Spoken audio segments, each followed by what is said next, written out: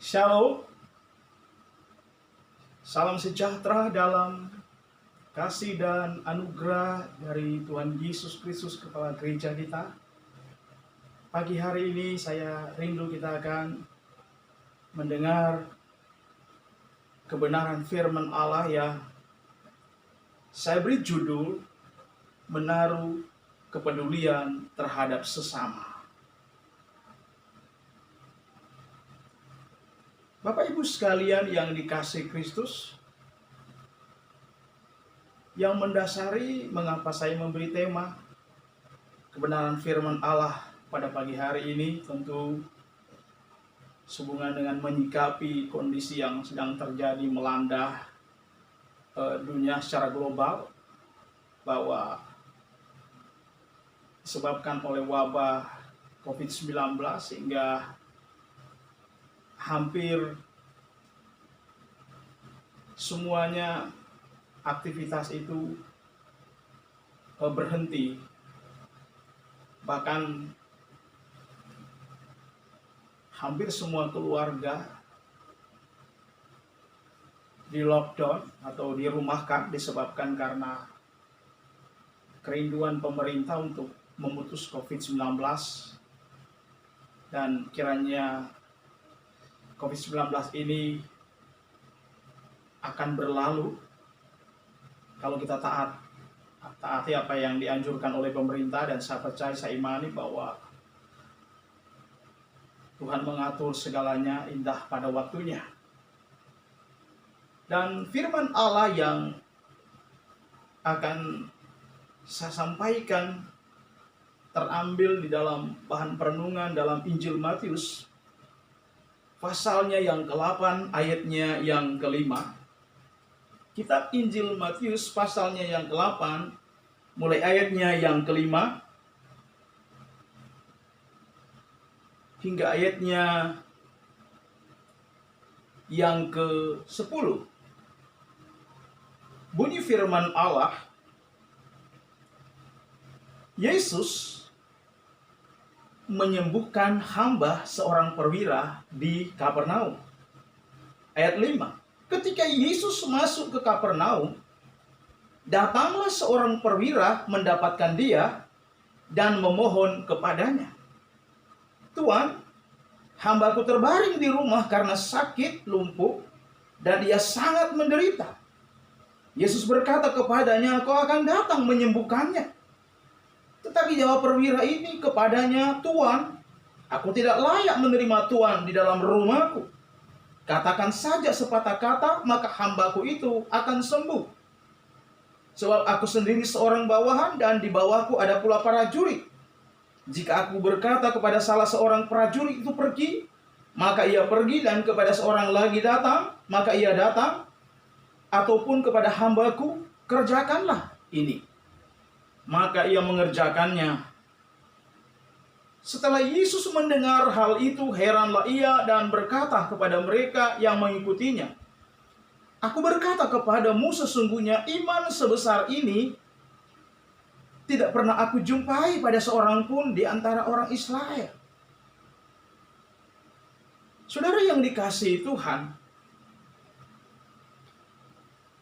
di dalam firman Allah kitab Injil Matius pasal 8 tadi, di sana mengisahkan sebuah peristiwa yang sangat penting, tentu melanda kehidupan seorang keluarga, seorang pejabat tinggi yang nama seorang perwira Itali atau perwira Romawi. Dan kita tahu bersama, orang Romawi ini adalah satu bangsa yang pernah menjajah bangsa Yahudi dari zaman Kristus, sebelum zaman Kristus dan setelah zaman Kristus. Bangsa ini dikenal dengan bangsa yang pernah menjajah bangsa Yahudi. Bahkan dalam sejarah bahwa peristiwa yang pernah menjadi sindrom bagi bangsa Yahudi di mana kurang lebih 6 juta bangsa Yahudi dijajah oleh bangsa Romawi. Bahkan mereka marginalkan atau miskinkan, sehingga dampak daripada kemiskinan adalah penderitaan. Tetapi di dalam kitab Injil Matius 8 tadi ayat yang kelima, beda dengan kehidupan seorang perwira ini. Perwira Romawi ini, saya percaya memiliki fondasi dasar kebenaran firman Allah. Bagaimana dia menutup bor kehidupan bangsa Romawi yang begitu keras, yang pernah menjajah Bani Israel. Dengan cara dia bersikap baik untuk menutupi kekurangan dan kealpaan bangsa Romawi. Bersikap baik terhadap pembantu yang kesehariannya membantu kehidupan rumah tangganya. Sehingga dicatat dalam kitab suci di dalam ayat yang kelima tadi. Ya, dikatakan bahwa ketika Yesus masuk ke Kapernaum, datanglah seorang perwira mendapatkan dia dan memohon kepadanya. Saudaraku yang dikasihi Tuhan, kalau kita melihat seorang perwira ini, adalah seorang perwira yang sudah diubahkan oleh Allah. Dalam kitab 2 Korintus 5 ayat 17, bahwa seorang perwira ini sudah diubah karakternya oleh Allah, sehingga dia memiliki kepedulian terhadap pembantu rumah tangga.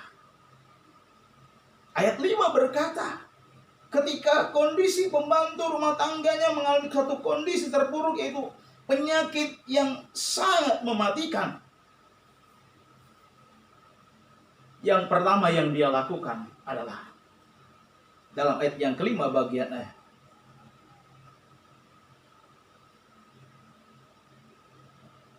dia berinisiatif untuk berjumpa dengan Tuhan. Luar biasa. Landasan dasar dari seorang perwira tadi tidak lain adalah landasan iman yang kreatif, iman yang berkualitas. Saudaraku yang dikasihi Tuhan, bahkan ayat 5 bagian B dia berkatakan begini, dan memohon kepadanya. Sikap seorang perwira saat menghadapi problema dalam hidup rumah tangganya, satu hal yang dia lakukan adalah dia bertindak dengan iman untuk bawa masalah ini kepada Tuhan. Yang kedua, dia memohon kepada Yesus. Luar biasa, saudaraku yang dikasihi Tuhan. Dalam menghadapi pergumulan yang sangat berat, yang utama yang dia lakukan adalah dia bertindak untuk cari Tuhan. Dan yang kedua, bahwa perwira ini ada memiliki roh kerendahan hati. Dia memohon kepada Tuhan Yesus. Kualitas hidup rohani seorang perwira ini adalah patut menjadi acuan jempol bagi kita umat-umat Allah. Siapa perwira Romawi? Dia seorang kaya raya. Dia sanggup mendatangkan medis untuk menolong pembantu rumah tangganya, seorang Yahudi yang terkapar tidak berdaya. Tapi heran dan ajaib, dalam ayat yang kelima bagian A, dia datang kepada Tuhan. Dan yang kedua, dia memohon belayan kasih sayang Tuhan. Luar biasa. Ayatnya yang ke-6 dikatakan, dia memperlakukan Tuhan itu sebagai layak di atas segala-galanya. Dia memperlakukan Tuhan itu adalah kairosnya Allah. Kehadiran Kristus itu adalah segala-galanya dalam hidupnya. Luar biasa. Dikatakan ayat yang ke-6, Tuan, hambaku terbaring di rumah karena sakit lumpuh dan dia sangat menderita. Ayat 6 bagian A, dia melaporkan. Ketika dia datang kepada Tuhan, pertama dia berusaha jumpa dengan Tuhan, yang kedua dia memohon kepada Tuhan, yang ketiga dia melaporkan situasi problema yang sedang terjadi dalam hidupnya. Dia melaporkan. Bukankah dalam hidup kita sebagai orang percaya, maksud dan tujuan kita untuk berjumpa dengan Tuhan hanya satu, supaya Tuhan menyelesaikan setiap problema dan masalah hidup kita. Seperti perwira Roma tadi, luar biasa. Ayat 6 berkata tadi luar biasa, bahwa dia memperlakukan Tuhan itu sebagai seorang yang layak dipuji, disembah, dihormati. Dan ayat yang ke-7, saat dia memohon belas kasihan Yesus, Tuhan langsung meresponi permohonan perwira ini. Pertanyaan di sana adalah, mengapa sih ketika perwira ini mendapatkan masalah saat dia jumpa dengan Tuhan Yesus, Tuhan Yesus langsung meresponi? Ada apa dengan perwira ini? Dalam kitab yang lain, Dr. Lukas juga mengurai secara terperinci dalam kehidupan dari seorang perwira ini. Dia memperlakukan pembantu rumah tangganya seperti keluarganya sendiri. Bahkan Rasul Yohanes juga mengungkapkan tentang sudut pandang dia melihat dari si seorang perwira tadi. Saat dia menolong pembantu rumah tangga, dia perlakukan bukan sebagai pembantu.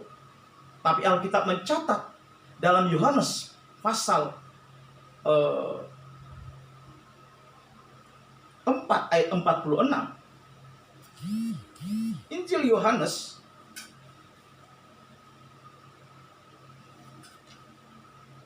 pasal 4 ayat 46.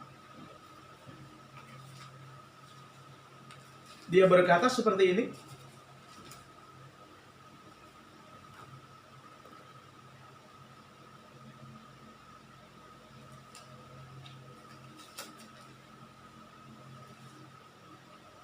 Maka Yesus kembali lagi ke Kana di Galilea, di mana ia membuat air menjadi anggur, dan di Kapernaum ada seorang pegawai istana, anaknya sedang sakit. Kita garis bawahi di sana, anaknya sedang sakit. Yohanes menggambarkan sikap dan karakteristik seorang perwira ini memiliki kualifikasi yang sangat sempurna, sebagaimana yang dia sampaikan oleh Tuhan Yesus dalam ayat yang ke-10. Iman sebesar ini tidak pernah kujumpai seorang pun dari umat Israel. Artinya apa? Seorang perwira menghadapi problema di mana pembantu rumah tangga yang seorang Yahudi, dia perlakukan seorang pembantu itu seperti anak kandungnya sendiri. Karena itu pernyataan Injil Yohanes pasal yang ke-4 dan 46.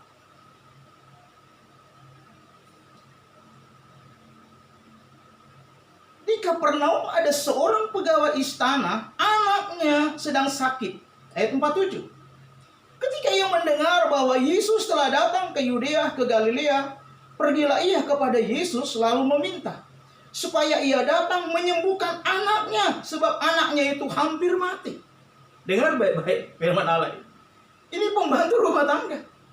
Dia perlakukan dengan sebagainya layak bagi dirinya sebagai sesama manusia.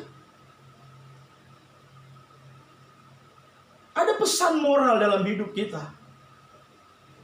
Kalau Bapak Ibu dipercaya Tuhan dengan berkat yang lebih, mungkin ada pembantu, ada asisten rumah tangga, mungkin sopir, cleaning services, yang semuanya itu adalah beraktivitas untuk menopang kehidupan keluarga kita. Jangan pernah meremehkan mereka. Karena memang firman Allah berkata dalam Injil Matius pasal 22, ayatnya yang ke-39. Hukum yang kedua yang sama dengan itu adalah kasihilah sesama manusia seperti dirimu sendiri. Ini yang dipraktekkan oleh seorang perwira Italia tadi. Luar biasa. Dalam kitab Injil, baik Injil Matius, Injil Lukas, Injil Yohanes, biodata dari perwira ini tidak dijelaskan. Tapi saat masuk dalam Kisah Para Rasul, bab 10 dijelaskan siapa perwira, identitas perwira itu dibuka dalam Kisah 10 ayat 1 sampai 4. Perwira ini biodatanya jelas. Dia seorang saleh, jujur dan takut akan Allah, menjauhi segala kejahatan. Dia punya pengaruh positif terhadap keluar rumah tangganya. Dia membawa keluarganya untuk mengenal Allah dengan baik dan benar. Inilah imam yang sejati. Yang disorot oleh Tuhan adalah imannya yang sejati. Yang kedua, kerendahan hatinya. Dia seorang jenderal, tapi kerendahan hatinya adalah mengedukasi orang-orang yang memiliki kinerja yang baik, dipercaya di perusahaan, mungkin menjadi seorang supervisor, seorang manajer, mungkin dipercaya sebagai kepala di sebuah perusahaan atau institusi. Ya, wow, kita belajar seperti perwira ini. Dia penuh dengan kerendahan hati. Dia aktif, sehari-hari dia menjalankan tugas negara. Tapi dalam Kisah Rasul pasal 10 dijelaskan lebih dalam. Dalam Kisah Rasul pasal 10, inilah oknum yang dijelaskan dalam Injil Matius pasal yang ke-8 ayat yang ke-5.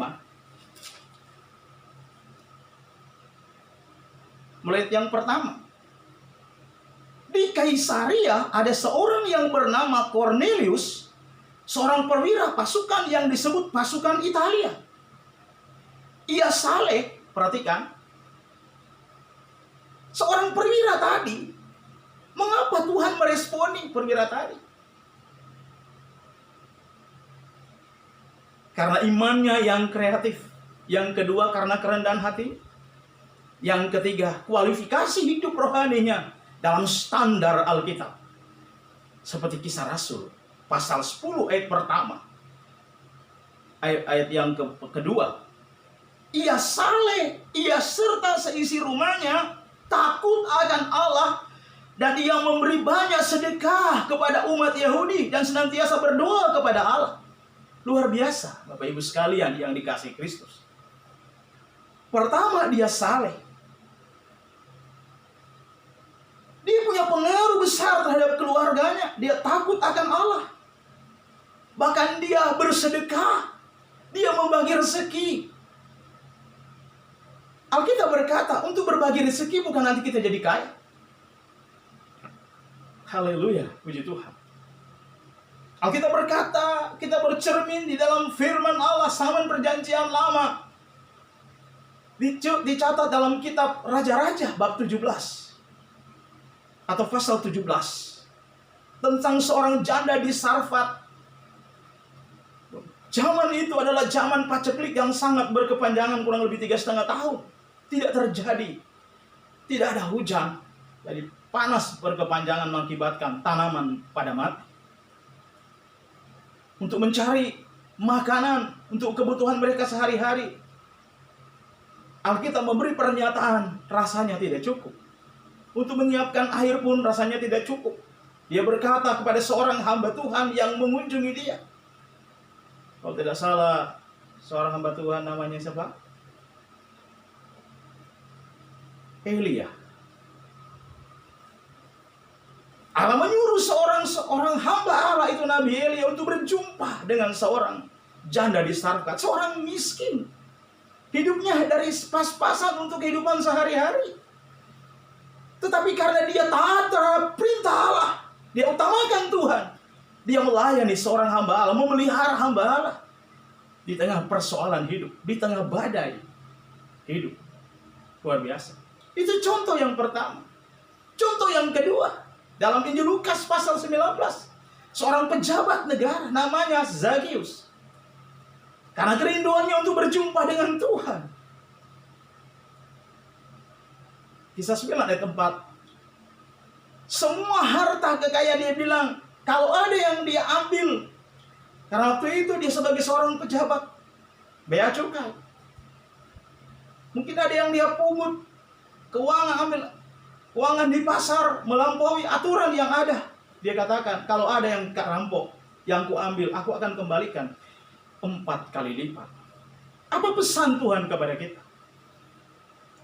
Bukan nanti kita jadi kaya, baru kita berbagi kepada sesama kita. Sebagai hamba Allah, saya memang prihatin dengan kondisi yang menimpa bangsa di 168 negara. Dalam saya mendengar di CNN, hampir 200 negara yang kena dampak dari COVID-19. Semua strata kehidupan dari aktivitas manusia sesuai dengan talent yang diberi oleh Tuhan, semua off, tidak melaksanakan aktivitas. Bahkan kita lihat penerbangan di lintas negara, lintas benua dan lintas daerah di Indonesia di lockdown untuk sementara sampai, kalau tidak salah, sampai bulan Mei. Luar biasa. Jadi ini terjadi satu krisis ekonomi secara global. Dampaknya adalah kepada keluarga kita dirumahkan, pada hamba Tuhan, pada jemaat yang dirumahkan, pada tetangga kita yang sesama anak bangsa yang berbeda keyakinan. Alkitab berkata, kasihilah sesama manusia seperti dirimu sendiri. Maukah kita melakukan itu? Alkitab berkata bahwa berbagi kepada sesama itu adalah bagian dari titipan Tuhan. Untuk kita berbagi kepada mereka yang susah. Saya sebagai hamba Allah, saya juga rasa susah. Beberapa bulan kami tidak ibadah. Online aja ada beberapa orang yang punya handphone, yang punya medsos. Hampir separuh jemaat Tuhan sederhana, pekerja rumahan, kerja kasar, serabutan dan lain sebagainya. Tapi saya memiliki link yang luar biasa, punya sahabat-sahabat pendukung dalam pelayanan lintas interdenominasi. Saudaraku, hanya melalui handphone saja saya memanfaatkan itu hal positif, mengundang mereka untuk berbagi. Luar biasa. Hampir separuh lingkungan RT di mana saya tinggal, kami berbagi tanpa memandang kultur budaya manapun. Kami berbagi kepada mereka, mulai dari kehidupan mereka sehari-hari. Itu bisa bertahan selama 2-3 minggu. Ada berkat yang Tuhan percayakan, dititipkan kepada saya. Saya belanjakan untuk kebutuhan jemaat. Saya berbagi kepada mereka. Padahal saya sendiri pas sebagai seorang hamba Allah. Tuhan mengingatkan saya pada hamba-hamba Allah, jangan kecut dan tawar hati. Kalau engkau menghadapi kondisi terpuruk, yakinlah bahwa Tuhan Maha Kuasa sanggup memelihara hidup kita sebagaimana janda di Sarfat. Kalau dia mengutamakan Tuhan, Tuhan memelihara hidupnya. Air, roti, dan makanannya Tuhan persiapkan ketika dia melayani seorang nabi yang diutus Allah, itulah Nabi Elia. Sehingga janda tadi adalah mewakili kita orang-orang percaya yang punya iman yang berkualitas. Saudaraku yang dikasihi Tuhan, cermin kehidupan seorang perwira ini, bahwa seorang perwira ini diperlengkapi oleh Allah dengan iman yang berkualitas. Ayat yang ke-8 dikatakan seperti itu. Dan yang kedua, dia memiliki kerendahan hati, ayat 5 dan ayat yang ke-6. Serta ayat yang ke-6 bagian dia punya kepedulian terhadap sesama. Dalam Injil Yohanes pasal 4 ayat 47 sampai 48 dikatakan dia adalah seorang tokoh yang pernah berbagi harta kekayaannya untuk membangun Ka'bah Allah. Dia juga yang menghidupi kehidupan orang-orang percaya di zaman itu. Itulah iman yang berkualitas. Jangan kita hanya berkata, aku mengasihi Tuhan, Tapi wujud kita mengasihi Tuhan. Kita mengasihi sesama kita. Itu ajaran dari Tuhan Yesus sebagai kepala gereja. Kalau dampak daripada COVID-19 ini memang Tuhan izinkan supaya kita yang kuat bisa berbagi kepada yang lemah, lakukan itu. Selagi masih ada kesempatan, selagi masih ada kairosnya Allah, lakukan itu. Alkitab berkata 1 Korintus pasal 6, orang kikir dicatat oleh Tuhan. Justru orang kikir itu dihambat untuk ia tidak akan masuk dalam kekekalan surga. Tetapi orang yang berbagi meskipun dia hidup sederhana, dia dipercaya Tuhan dengan berkat yang lebih. Tapi dia berbagi kepada orang lain. Si kaya dan si miskin sama di mata Allah. Lakukan perintah itu. Mengasihi sesama. Sebagaimana kita mengatakan, aku mengasihi engkau seumur hidupku. Selagi kita masih bergerak dan bernafas, kapan lagi kita lakukan itu? Mau Bapak Ibu, saudaraku mau berbagi? Sudahkah kita berbagi? Apakah ada di benak hatimu sedang digerakkan oleh Tuhan, berbagi dengan sesama-sama Tuhan, anak Tuhan? Lakukanlah itu. Kita berkata di dalam kitab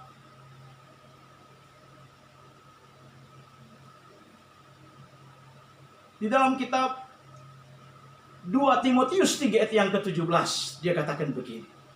Dengar baik-baik Bapak Ibu. 2 Timotius 3 ayat 17. Haleluya. Dengan demikian, tiap-tiap manusia kepunyaan Allah dengan baik-baik. Dengan demikian, tiap-tiap manusia kepunyaan Allah diperlengkapi untuk setiap perbuatan baik. Dengar baik-baik, ini pesan Tuhan buat kita. Lakukan itu selagi kita masih ada kesempatan. Saya percaya, kita berkata, kita menabur dengan baik, kita menuai dengan baik. Kita beramal kebajikan. Memang ini ada dasar Alkitab. Karena kita diselamatkan oleh Tuhan. Berbagi kepada sesama. Kawan-kawan seiman, terlebih kepada sama anak bangsa yang mengalami kesukaran dan kesulitan. Perbuatan baik kita dicatat oleh Tuhan dalam kitab kehidupan kekal. Demikianlah firman Tuhan yang saya sampaikan pada saat pagi hari ini. Tapi sebelum itu mari kita tunduk kepala, kita berdoa. Bapa surgawi, dalam nama Tuhan Yesus Kristus, Juru Selamat kami, hamba telah usai menyampaikan pesan Tuhan kepada umat-umat Tuhan. Biar kiranya sebagaimana seorang perwira Itali berdampak terhadap lingkungan. Dia memiliki kualitas hidup yang bersahaja, hidup yang beriman kepada Tuhan. Dia saleh. Dia punya pengaruh positif terhadap keluarga. Dia punya keimaman yang berkualitas dalam keluarga. Dia juga menaruh empati terhadap sesama. Karena dia mengasihi Tuhan. Dia wujud nyatakan untuk dia berbagi selagi dia masih diberikan kesempatan. Biar lagi kami umat-umat Allah, hamba-hamba Allah mengerti kehendak Allah. Kami mau belajar seperti kata Tuhan dalam Alkitab. Ada lebih berguna memberi daripada menerima. Terima kasih Bapa. Meteraikan firman Allah ini dalam kehidupan umat-umat Allah yang mendengar firman dan nasihat Tuhan pada pagi hari. Kami berdoa, Engkau memberikan kekuatan ekstra kepada setiap umat-umat Allah dalam berbagai strata kehidupan mereka, di mana tidak dapat kami membayangkan kondisi ini terjadi dalam kehidupan keluarga masing-masing. Semua dirumahkan. Tidak pandang kaya dan miskin mengalami hal yang sama. Tapi biar Roh Kudus mendampingi setiap umat-umat Allah, setiap anak bangsa ini, agar tambah menjalani hari-hari ini. Dan kami percaya, lambat atau cepat, COVID-19 ini akan pasti berlalu. Kami tahu di balik daripada pencobaan yang kami alami, kami dilatih oleh Tuhan, supaya kami kembali sadar segala-galanya hanyalah dari Tuhan sendiri. Kami hanya berharap dan bersandar kepada kekuatan Allah Roh Kudus. Terpujilah Tuhan kekal selama-lamanya. Kami berdoa dan mengucap syukur. Haleluya, haleluya. Amin. Shalom Bapak Ibu. Terima kasih.